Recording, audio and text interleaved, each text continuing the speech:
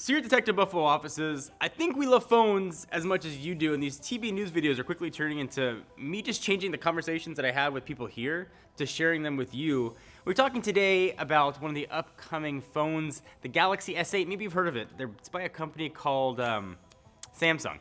They put out a few phones in the past. Some have been pretty good, some had some issues, but they're hoping the S8 is going to be the killer device that's going to bring everybody back to Samsung.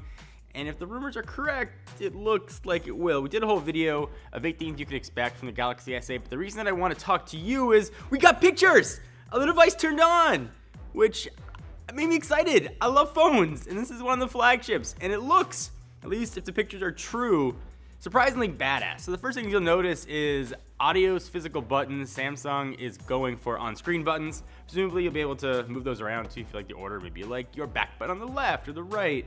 But soft buttons on the screen. We haven't quite been able to see the back yet, but the rumor goes, and this seems like living in the future type tech, that the screen itself will be the fingerprint reader, which I think would be pretty badass. We don't know much about the screen size. We've heard ranges from the S8 and the S8 Plus anywhere from 5 inches all the way up to like 6.3. So big phones, it's tough to tell the aspect ratio by looking at the leaked images. Rumor also has they might be going towards that 18:9 or 2:1, or I like to call it 36:18. So it'll give you kind of two squares with a little bit of extra real estate on top. It's also the resolution that the rumors of LG G6 could be going. So that might be a standard that we see across the board, but who knows? It's all just rumors at this point. Other specs should be pretty powerful. Snapdragon 835 in the US.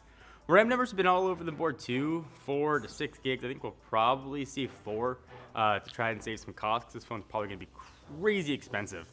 There's a ton of sensors at the top, presumably one's for an iris scanner and better optics for the front-facing camera. But other than that, it's like a big shrug, but we have pictures, and it's probably pretty awesome. QHD screen seems to be where Samsung settled. They were testing internally a 4K screen, which seems like an unnecessary amount of pixels, unnecessary battery drain, which could make said battery get warm and maybe have positive, negative ends touch. I've heard stories about bad things that can happen when your positive and your negative ends touch. Could end up with S8 minis. So real purpose of this video is pictures of the phone. What do you guys think? Is this what you wanted? Is this what you've been waiting for? I'm excited. I got high hopes for Samsung. I'm thinking this is gonna be a pretty cool device, but of course, I don't know, as soon as we get it in the office to test, probably won't have to wait that much longer. We shouldn't be announced at Mobile World Congress in the next few weeks. Probably have to wait about a month from now before that device comes out. So let's jump to our comment of the day. It comes from a name that might sound familiar to some of you, Mark Linsangan. We know that guy, right? Yeah. He says, it was a response to my good news, bad news. The good news is you've got a healthy heart and you're living well.